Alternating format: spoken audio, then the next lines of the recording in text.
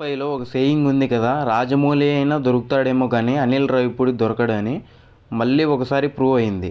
Hello friends, this is popcorn పిచ్చోడు. Welcome to my channel. నా megastar గారి మనశంకర్ వరప్రసాద్ గారి మూవీ ఇప్పుడే చూసేసి వచ్చా. ఫస్ట్ నుంచి ఈ సినిమా మీద నాకు ఎలాంటి ఎక్స్పెక్టేషన్స్ లేవు. మొన్న రిలీజ్ చేసిన ఒక స్టెప్ వల్ల హైప్ మూవీకి క్రేజ్ వచ్చింది. ఈ మూవీ ప్రీ సేల్స్ కొన్ని మూవీస్ లైఫ్ టైం కలెక్షన్స్ని కొట్టింది. లో ప్రీమియర్స్ బుకింగ్ కూడా $1.3 జరిగింది.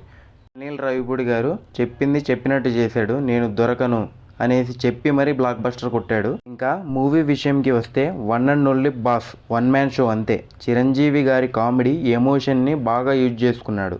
100% ఇచ్చాడు చిరంజీవి గారు. ఇంకా మూవీ విషయంకి వస్తే నేషనల్ సెక్యూరిటీ ఆఫీసర్ అయిన హీరో ఒక బిజినెస్ మ్యాన్ డాక్టర్ని ఎలా లవ్ చేశాడు, ఎలా మ్యారేజ్ చేసుకున్నాడు, వాళ్ళ ఫ్యామిలీకి వచ్చిన ప్రాబ్లమ్ని ఈ సెక్యూరిటీ ఆఫీసర్ ఎలా సాల్వ్ చేశాడు అనేది మూవీ. ఒక మెసేజ్ కూడా ఉంటుంది ఈ మూవీలో. మీకు బోర్ కొట్టకుండా మూవీలో మిమ్మల్ని నవ్విస్తూనే ఉంటారు చిరంజీవి గారు, అలాగే బాధ పెడతారు. అలా రన్ అవుతుంది మూవీ మొత్తం.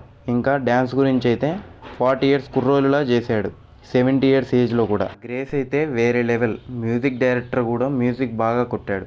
ఈ సినిమాకి పాజిటివ్ వచ్చేసి వన్ అండ్ ఓన్లీ బాస్. ఈ సినిమాలో బొక్కలు కూడా ఉన్నాయి. ఇంకా అనిల్ రావిపూడి మూవీ అంటే తెలిసిందే కదా ఫ్యామిలీ ఆడియన్స్ కోసం. ఇంకా ఈ మూవీలో మన చిరంజీవి గారి ఓల్డ్ మూవీస్ రిఫరెన్సెస్ కూడా ఉంటాయి. చాలా బాగా యూజ్ చేసుకున్నాడు అనిల్ రావిపూడి. ఇంకా చిరంజీవి గారు ఈ మూవీలో ఎటువంటి డూప్ చేయలేదు. ప్రతి సీన్స్లో ఆయనే యాక్ట్ చేశాడు. క్లియర్గా కంటికి కనిపిస్తుంది అది డూప్ కాదని. రీసెంట్గా ఇంకొక మూవీ కూడా చూసా, అందులో ఎక్కువగా డూపే యూజ్ చేశారు. ఇంకా ఇప్పుడు ఆ మూవీ గురించి ఎందుకులే. ఓవరాల్గా మూవీ ఎలా ఉంది అంటే ఫ్యామిలీస్కి ఈ మూవీ మాత్రం మంచి ఫీస్ట్, యూత్కి గుడ్ ఫీలింగ్ వస్తుంది. నెక్స్ట్ రివ్యూతో మళ్ళీ కలుద్దాం. ఇలాంటి మూవీ అప్డేట్స్ కోసం సబ్స్క్రైబ్ చేసుకోండి.